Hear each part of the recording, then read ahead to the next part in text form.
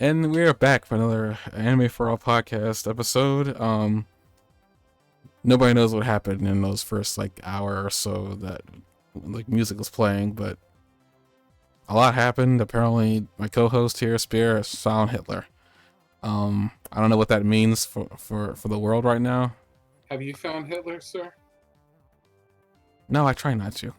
You have to dig deep within yourself to find Hitler. Find your inner Hitler. You know, in my mind, I literally replaced Hitler with "Find Your Inner Racist," and I got really concerned. Like greatly, deeply concerned. Like They're not that far from each other. wow. Listen to this guy here. Just can't have a conversation. Sorry, I'm trying to adjust volume on the fly here. Speak again real quick. I want to make sure people can hear you.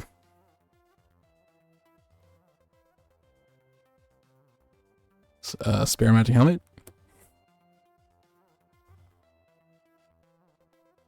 You can't make me do things. I'll do my own thing. Good. People can hear you. Okay, we're here to review season 7 of My Hero Academia, episode 6, Division.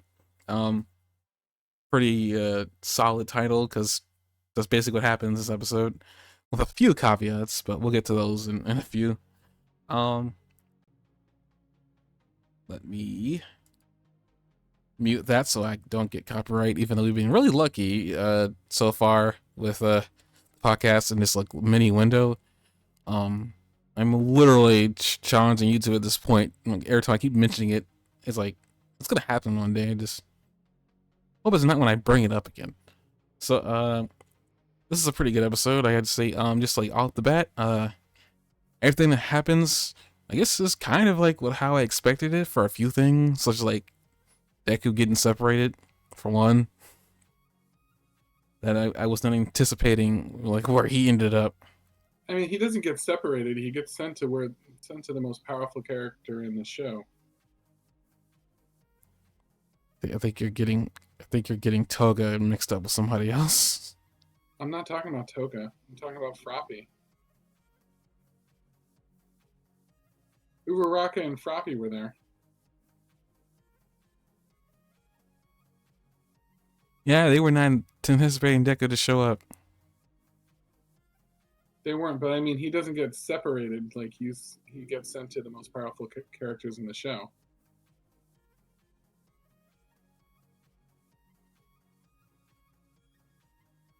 I'm gonna let him have this, considering he included Uraraka in that sentence, so we're just gonna move on. Pretty much the episode begins with essentially a flashback, a little bit of them explaining what their, well, at least like the plan that happened before the end of the last episode. Ooh, what the heck? I don't know what happened there. We get an explanation of the plan, about how they ended up, how the heroes ended up. Well, I gotta say, this is the first time I'm opening your podcast notes, as everybody can see, and I'm greeted with this man. Shinzo. No, that's not Shinzo. I'm sorry, that's Chairman Mira. Yeah, I'm just greeted with this one. Everybody else can see this too. But essentially, the episode begins. We get a confirmation of the plan. We find out that Momoa and Shinzo are both included in this plan because they're trying to figure out a way to draw All For One out from hiding, because the pro heroes cannot find him for some reason, as expected, because All For One is just that guy. He's that good. They try to discuss how they're gonna, draw him out. They're using Ayama to have him have a All For One come out. If he pretty much the entire plan is letting them All For One think that he's got the upper hand. But I think it's interesting how that works. But we'll get to that in a minute. Pretty much like letting All For One think that they're doing everything they can to try to find him, and they're exhausting all their outlets. And then having Ayama call him out so he can come out into the wide open for their trap. And they're concerned about All For One. Well, All Might says that All For One's got some like way to to detect if you're being, deceitful. Which we see this like in action early in I think an episode or two ago. This exact thing about him figuring out. Um, Apparently all of Mike called it like a contraption or something like that, or like a machine. I thought it was a quirk, so apparently it's not the case. But they're trying to figure out how to deceitfully lull Alpha One out in the open. Did you think was a quirk? I'm sorry. The deception thing, being able to detect if it's a lie or not. If they're being Oh truthful over the yeah, I phone. thought that was a quirk. I thought that All for One was doing that as a quirk All Might called it like a contraption or a machine. So it's only or to me it system wasn't a or quirk. something like that. Yeah. Um, but yeah, apparently, I mean, this is all kind of like we see all this happening in real time because like the first two episodes this happens in, and I think we did mention, or at least I did, wondering how they managed to lie to him. I thought maybe they just didn't know like what was going on, but I guess that's not true because like if they already got captured by the heroes, they're already gonna mind trying to lie to All for One, so there's no way they're gonna be able to not do that. So we find out, well, thanks to Spear here, our last episode, actually calling out Momoa sneaky smiling grin face and all this, but we'll get to him in a minute because he's like a pivotal character here. But she only Shinzo, who shows back up, and apparently one of the few things that Froppy, being her smart self, brings up is that Shinzo brings up that he has a few limitations to his quirk. He can't force people to talk, Brilliant. or Brilliant observation on Froppy's part. by now he's trained his quirk so he can do this now, which I thought was amazing. Like apparently he couldn't do this, and now he can. I didn't think that that would be just an extension of his ability to use his power, but We clearly saw he that can. with Froppy learning camouflage. That like whole new abilities are sometimes come out. Yeah, but I mean, it's like controlling people do the talking, even though you're just telling them to do so. Like a new ability, or just an extension of what he's already been able to do. It's a limit break for him, but it's still like I mean, if Froppy can come up with entirely new abilities, and the other many of the other characters found like limit breaks to their existing abilities, I think it makes sense. I guess yeah. I just don't know if I consider it like a new ability, but I guess it can be. I mean, who's to really say? I mean, yeah, Froppy learning invisibility was kind of just out of left field, but I guess that's just camouflage when you really think about it, because frogs do hide. Poison dot frogs, for instance, do hide in plain sight. Um, but yeah, that was kind of cool. They revealed that he got a level up to his ability. Now he can force people to talk, and because of this, deceit can never come through from him or the person he's controlling, which was freaking awesome. They were able to. That's how they were able to lure All for One out in the open. I do remember thinking that was kind of weird. Um, I think there was another question that we asked that I think I answered this episode, but I can't remember what it was. It's also revealed that Shinzo has no provisional license, so in order to do this, he had to get permission from the top, which he got. I thought that was kind of interesting that everybody else is really excited about Shinzo being a part of the team, and they're all happy. Meanwhile, Shinzo's like, "You all are too happy right now." he was not happy about the situation. I guess being with his people, because I guess he's like not that energetic of a person. I guess speaking of not energetic people, um, Shinzo learned how to do this with the help of Eraserhead, who you asked last week if his quirk was like affected by his one eye, and I had the goal to say I don't think it was. I want to apologize for that because apparently it is. Eraserhead reveals here that apparently because he's missing an eye, his quirk is barely able to be activated. Which I was like, okay, well, I guess that makes sense. Depower him a little bit, even though I guess in reality, Empowering drastically. I mean, between that and the lost leg, but he got his leg back, didn't he? I don't know. I wondered that same thing when I saw him walking around and stuff. But like, he cut his leg off. Like, I mean, that's if they can't heal Midoriya's scars and stuff like that. I don't think they can. I don't think they can just give him back his leg.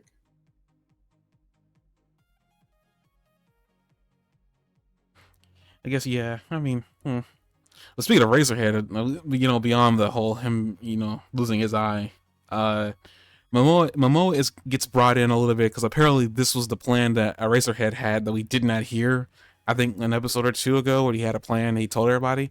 Um, I had something that he just didn't want Ayama to hear his plan in case he needed to speak to All for One, but I guess that was not the case. Well, I guess not the whole truth.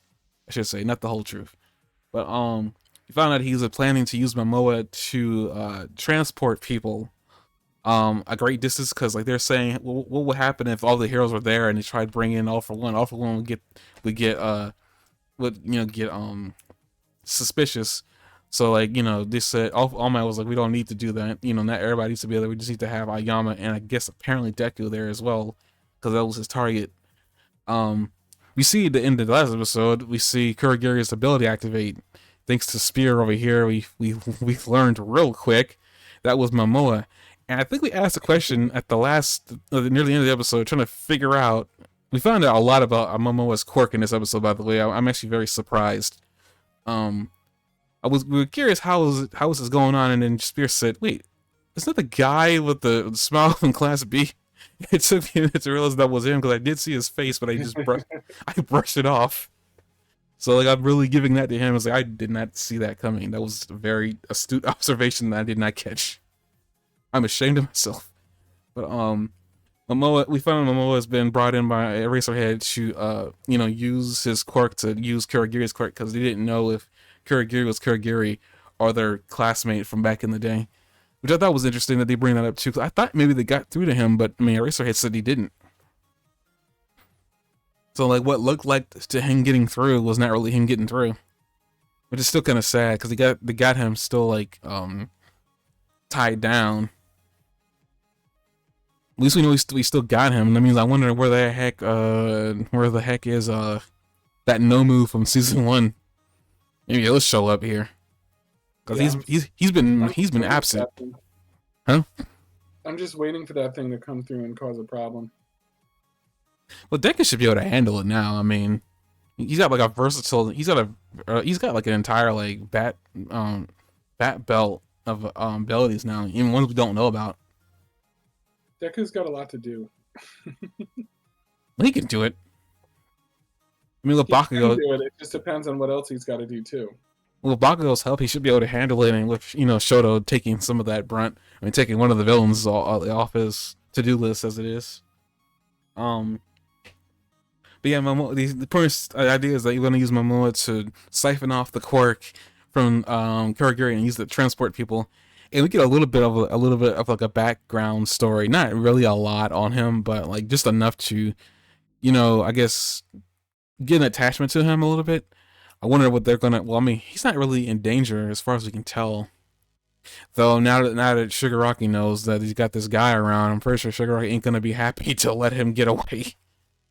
Um, but backing up a little bit, pretty much she would use him to transfer everybody. It's who they use to transport everybody there. Apparently, Aizawa told him he needs to take his quirk and learn how to use it within, I think it was 2 to 3 days, I think is what he said. Momo was kind of shocked at this, and he was like, well, fine. We also learned that he was told, I get another person who wants to be a hero, but was told he couldn't with his quirk. This entire story is full of them. But essentially, Momoa is told, says that he was told all his entire life he could never be a hero with quirk, which I thought was kind of interesting because like having a copy ability kind of is very useful. I mean, yeah, you need to touch people, but like he's worked the way around that where he's got like things in his belt that he can store quirks in and use them. So he's found a way around that his limitation. But essentially, you had to use Momoa to do that, and he kind of cheer him on, saying that you're not a side character, you're the central part of this plan working. And we do see this go to his head a little bit, but he kind of like breaks, he kind of snaps out of it later. Right. Yeah, that was kind of cool. Yeah, Naito Monoma, and his hero name was Phantom Thief, which I thought was really cool. It really fit here. Him stealing abilities. And because as I was missing, this plan wouldn't work without him anyway, so that's also cool. After all this, then we go back to the present day, and we're dealing with like the heroes are here, the villains are here, and then the plan goes into action. Apparently, um, they all decide to trap a group of villains in these containers, and they're planning to send them through the warp gate to separate them all. I guess a good enough distance. Um, by the way, question. Um, when it comes to this plan that they had, did you get that? Did you get the sense that like the way with the way that All Might and that police guy were talking, that they tried to do this before, and it's the reason why All Might took a huge amount of damage. They tried to do this before, and that's why. All Might got hurt. Oh, yeah, like because they're working with them, and yeah, that does make sense to me because that was the last time they did a coordinated with the police attack, isn't it? I think I mean like the way they were talking about it, it seemed like they did this before. So yeah, Yeah, that's got to be what they were talking about. but yeah, it was one of those because I remember them talking, A and I really was like, good observation because I wondered where they were going with that.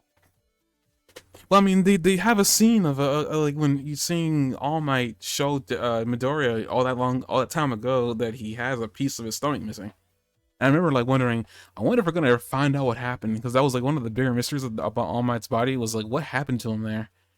But and like All Might, I mean, All for One seemed like he wasn't all that concerned because he's seen this before. Because he make mentions that these villains are going to be able to tear these containers up within 3 seconds, which apparently is all the heroes needed to push the villains into at least most of the villains, the major players through the portal. And all the villains are noticing this. Dabi's breaking through, Toga's breaking through. Like I don't think All for One was doing anything yet, but I could be completely wrong. He might have just like told his lackeys to do something. I just want to bring out too. There's a lot of like I guess side characters just in this entire mess. Like a lot of side villains and side heroes. It's kind of intriguing that this is like a giant war. That's actually happening. Like there's a lot of characters a lot of people being used. Even characters we don't really know what they look like because this is their side people. Um, but yeah, they all managed to push people through. Todoroki managed to get his brother, push him through. Bakugo, everybody gets their containers. Uraka and Froppy get their containers It to looks push like through. they might not make it until Froppy comes in and starts pushing, and then everybody just rallies. They're just like, "Yeah, Froppy's pushing with us, guys," and then they just start pushing. And they all go through the portals to their destinations, and then they're saying the plan phase 2 is now going into motion. They're very confident, but apparently before all this happens, the Red Deku gets pulled away by a mysterious green lead that pulls him through another portal.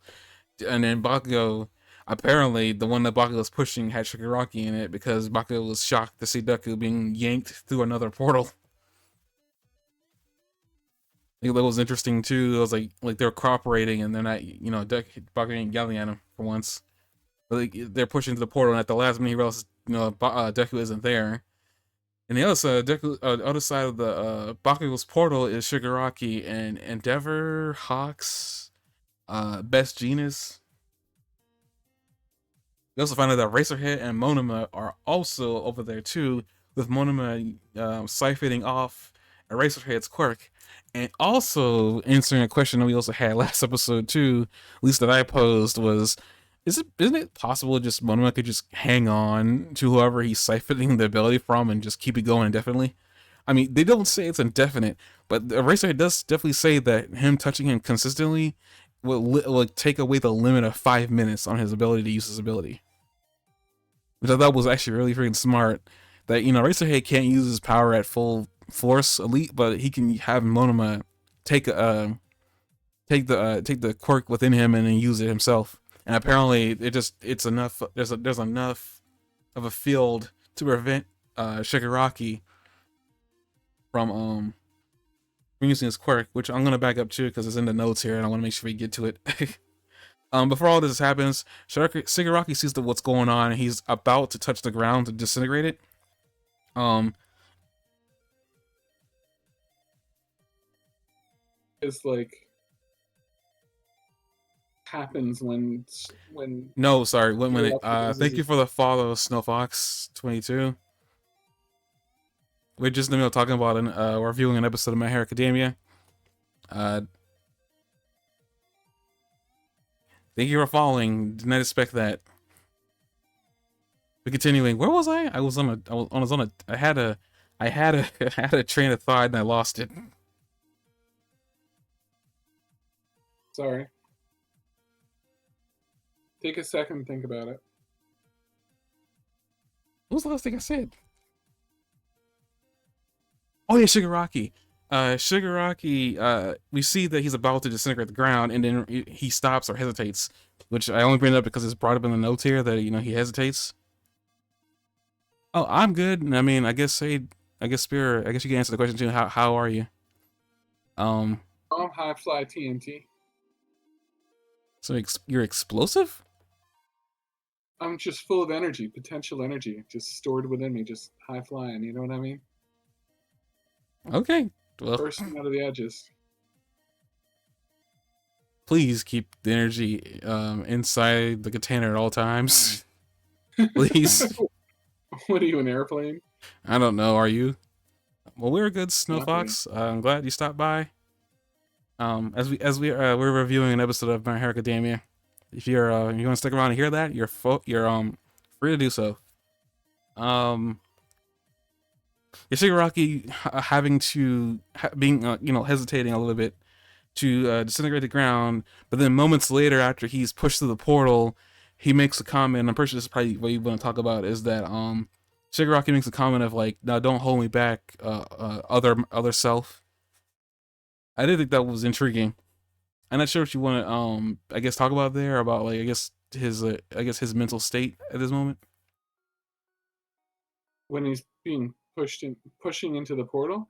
after he get pushed into the portal, and he brings up he does say like because it's about him he got the notes about him hesitating prior, but I mean after him hesitating, him getting pushed to the portal, as he's about to fight Best Genius and he's about to put his hand on the ground, he does make a mention of like, don't like, I don't get in the way of other self is what I think it's what he says. He's talking to. Yeah, I know who he's talking to. Um, I'm just saying. I'm not sure. I guess I'm not sure if you want to talk about. If there's something you yeah, want to what's talk about there. confused? I was confused about what he's doing here because he's like, he's moving down and like he's like acting really sluggish and like out of it. And I didn't know if this was because he was still healing from like healing from the damage that happened from the U.S. hero whose name I can't remember right now, or if he was. The other thing that's like made me think.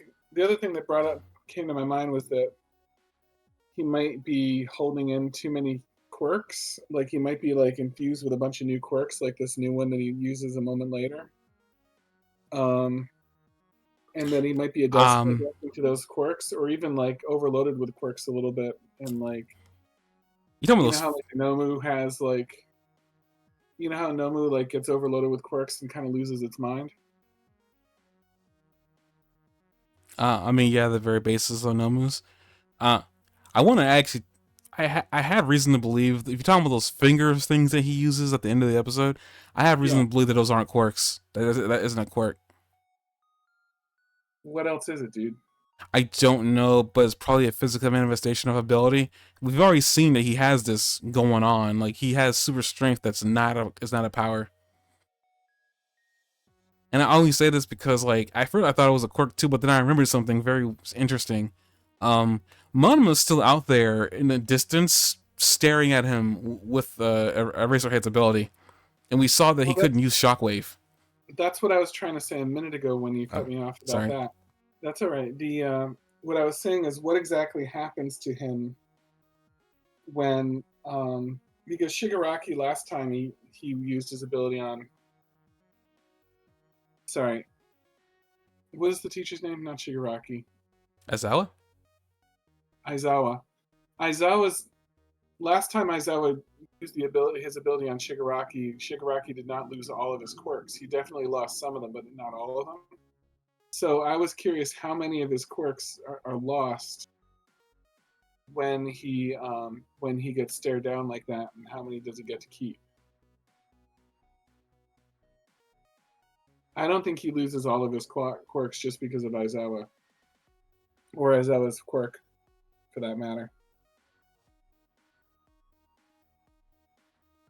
Does his quirk work just based off of sight, or does his quirk also work with his mind, where if he knows he has an ability, he can just turn that off? I'm sorry. What I'm saying?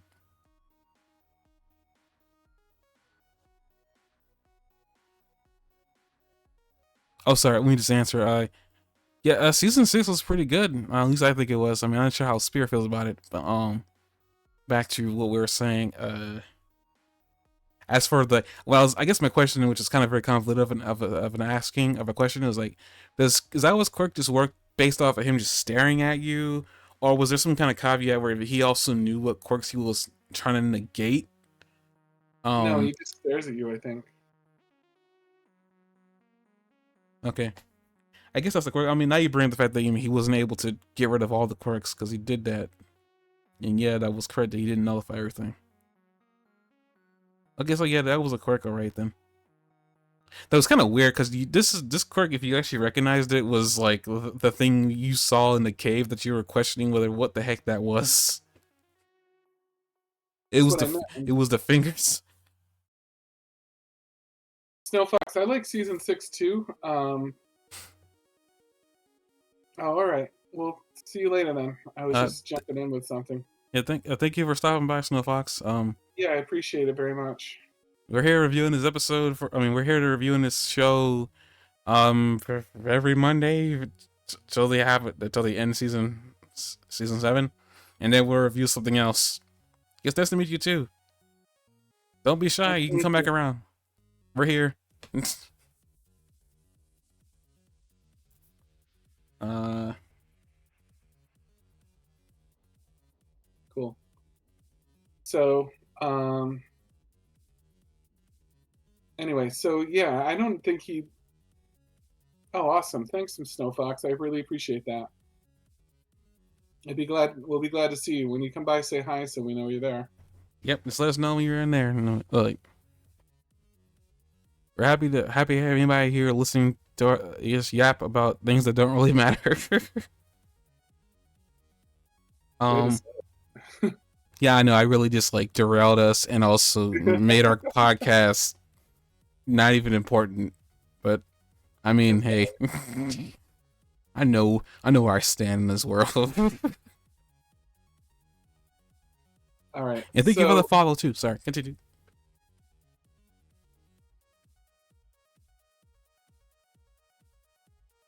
So yeah, I don't think that he necessarily loses all of his quirks. I don't think that Aizawa's quirk neutralizes everything, or this would have been a much more sturdy death trap than it was before. I think he still has some quirks, but he has to work with what he has, and some of the quirks are probably new ones that have been given to him since he lost all the quirks and had quote unquote space more from space for more from All Might. I'm sorry, from All for One, and that he knows how to use some of them, that he doesn't know how to use some of them as well, and I think that maybe he's a little bit confused and overwhelmed because his mind is still adjusting to the idea of having so many quirks, which is something that drives Nomu's into a brainless like stupor. So I think there's a lot of that kind of going on right here.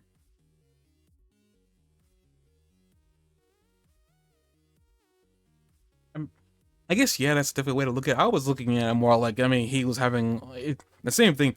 I'm not disagreeing with the whole mental break thing. I was more thinking because I mean, with the way because numbers don't talk unless they're a high end, and I don't even know how high ends work in the first place. But the way least way is because I mean, another thing too, if you notice, like Shigaraki right now is pupilless.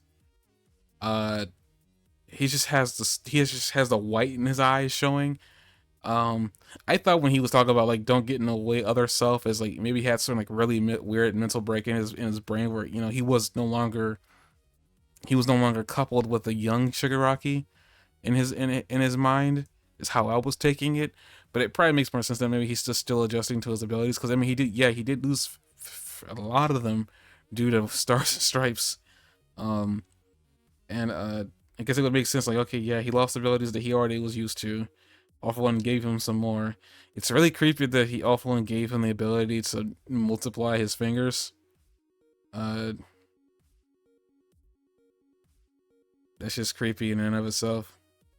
I will say I'll find it weird that I wonder how long Monoma was out there staring at him, because like when the fight started with him with Shigaraki like decayed like a small portion of the tiles down there. And like all of a sudden he's unable to use his shockwave. So I'm guessing maybe they're more concerned with Shigaraki's they made the battlefield specifically for his decaying quirk. So they didn't have to really worry about that. But then he tried using shockwave to blast Monoma out of the way, and he couldn't do it because Monoma had Razorhead's quirk blaring at him. Also, that water hand dude using the to keep his eyes moist. That was funny. Somehow Yeah, they're still horrible. squeezing in comic relief in a serious situation. Then Bakugo's also like getting in there and fighting him. Apparently, what's her name? Because it's the girl with the ability to manipulate energy. Used her ability to manipulate Bakugo's blast and send it at Shigaraki only to miss. And I think even Sun Eater was there, but I don't think he was doing anything. Basically, the entire fight was depending on Deku being there. That's why Aizawa was like pinned where he was, just to help Deku have a better chance of fighting Shigaraki. Only for Deku to have been yanked away. Obviously, they're not gonna have the main character show up at the final fight just yet. But Deku was I mean, not Deku. Bakugo was there, willing to fight. Oh, and also the bunny girl. I want to bring up too. I think this is like a small thing that I brought up that I'm kind of glad that they decided to go with Bakugo's hero name. Bakugo's hero name is such a long mouthful. It's a mouthful. It doesn't his hero name does not need to be that long. I found it really cool that Bunny Girl just referred to him as Dynamite. And I think I remember even bringing up that I like the name Dynamite for him because it just makes a lot of sense, and also it's like a play on All Might and just like explosive dynamite. I thought it was kind of cool that she just referred to him as Dynamite and he responded. I know it's, It's TNT, Dynamite, TNT. Sorry, having fun. trying to. Good. I hate for you to be bored. That sounded very sarcastic. I'm sorry. I did not mean for that to be sarcastic. But I mean, it's a small thing, but I think I remember talking about like how his entire name was just too dang long. But Dynamite was a really cool. It was like it was kind of what I was searching for a hero name for him because it makes sense. But like, it's cool that he's being referred to just by Dynamite. Even though I think Best Genius still refers to him by his entire name, which I completely forgot at this point. It involves Lord Explosion Murder, but I don't know the exact ordering of the words. It's a small thing, but I thoroughly enjoy that he's referred to as Dynamite. I think that works better for him, in my opinion. It's a shorter name, and it gives off the vibe that I think he wants to, which is he's a hero inspired by All Might. Um,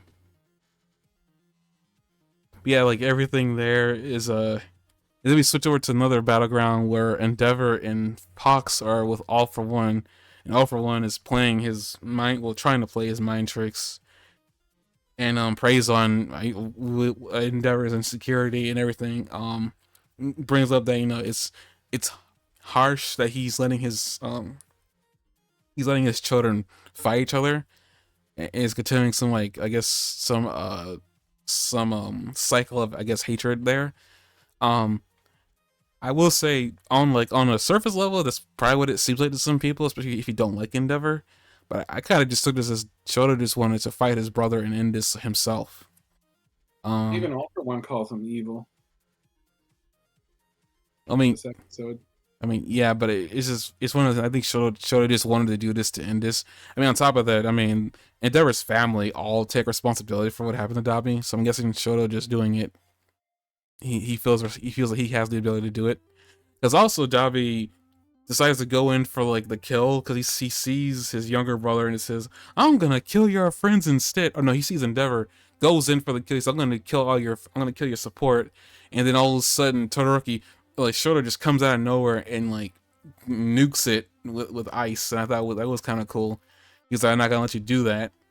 And I was like, and it even still calls him Big Brother, which I mean, yeah, I guess in the hierarchy he still is Big Brother. I don't know if I would still call an insane psychopath brother, but eh. I mean, like, yeah, I mean, I guess calling him a psychopath is kind of harsh, but at the same time, that Dabi is he's a psychopath. I don't know what way to put it. Dabi is probably the most loose I've ever seen him in his entire show. This is actually kind of impressive. But yeah, now they're about to have their duel, which I was expecting that fight to happen. Um, and then like the end of the episode, we have well, Deku ends up getting yanked away towards the battlefield with Himiko Toga in it, with Uraraka and Froppy.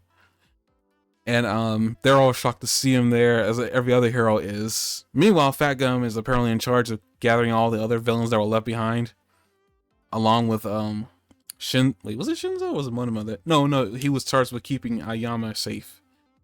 Because it's still kind of concerned. It's still a concern about like what All Might will. I mean, All for One will do to Ayama's parents.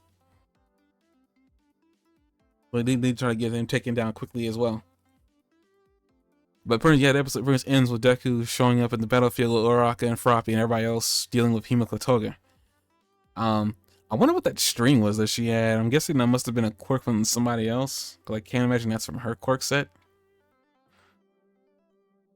I think it was kind of weird that apparently she was able to do that. I guess like I do remember there was a scene where she I'm was sorry, what are you referring to? the little string thing that Himiko used to grab Deku Oh, and yank him. that looked like medical airline. Do you know what She, I'm talking about? I mean, yeah, but she was able to maneuver that thing so well to grab Deku. I don't know why she was able to maneuver it so well, but it looked like it's just like airline tubing from like a hospital. I mean, I could buy that, but at the same time, I'm more concerned about how she was able to maneuver it so well to grab Deku's arm. Yeah, that remains to be explained. I have no idea why Maybe she it's a was able to do quirk. that. Maybe it's a quirk she picked up. I don't know. I mean, it could always be a quirk. The first episode ends with Deku is now, with Uraraka and Froppy in that battlefield. So I'm guessing we'll deal with that fight first a little bit, and then Deku probably will get away. My suspicion is because they're not so far away, the battlefields, I mean. They're just spread out enough to like prevent them from like they're not too far away from each other, so if they need help they can always go help, but they're not close enough where the villains can help each other out. So I'm guessing Deku will probably try to get away from the battlefield because he's not in charge of Himiko. That's Uraraka and Froppy's thing. So he'll probably try to help them out, but then they'll probably tell him to leave and go deal with Shigaraki because he's like the main. He's like the mainish. He's literally the main problem. I also want to point out too, they call Shigaraki like the greatest villain of I forgot the wording, but they referred to him as like one of the greatest villains to ever exist. I thought that was like an intriguing thing, and also considering that Shigaraki also has like a red cape. I thought that was also kind of cool as well. Shigaraki has the air of like I am the final I am the final villain, which I want to point out. I found this out recently. I think the war is done, but I saw words of saying that there's another arc beyond this. So I don't know what's beyond this, but apparently there's another arc coming up. It might just be short. Who knows? I don't know. I was under the assumption that they were going to end this manga real soon after this war ended. Um, I don't know anything what happened during the. I don't know how you get any bigger than this war from a storytelling sense.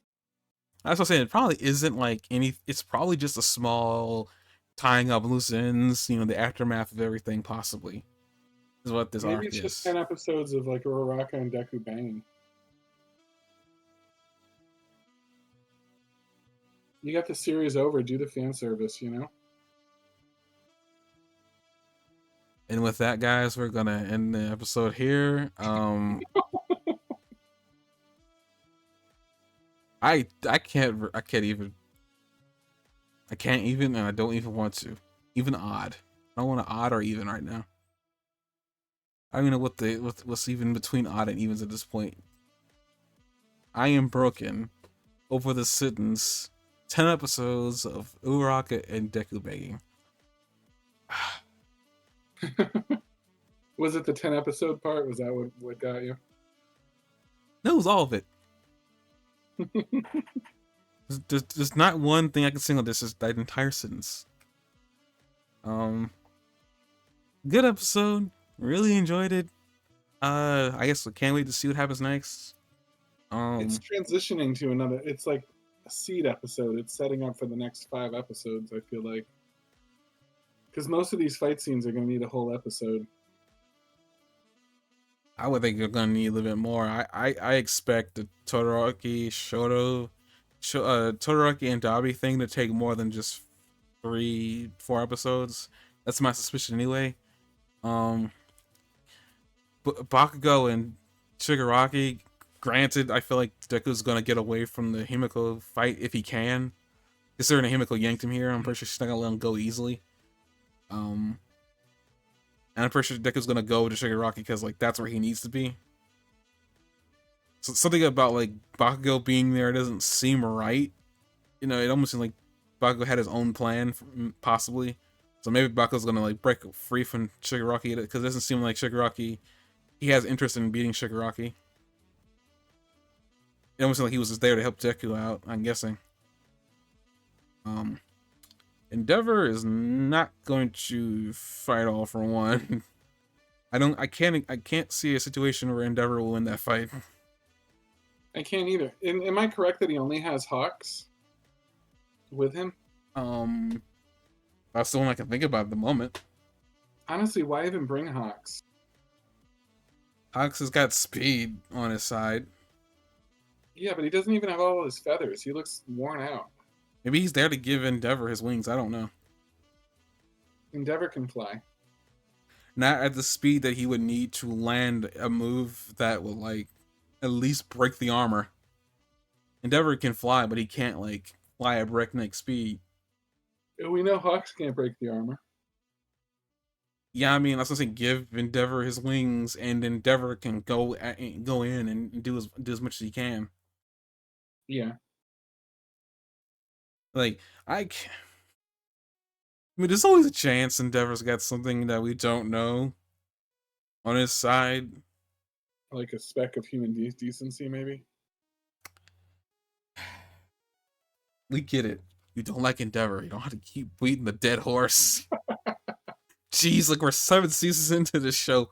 We get it. I really shouldn't beat a dead horse. That would make me no better than Endeavor. Okay, we're gonna end the episode here, guys. See you guys next week. We will talk then. Bye, guys.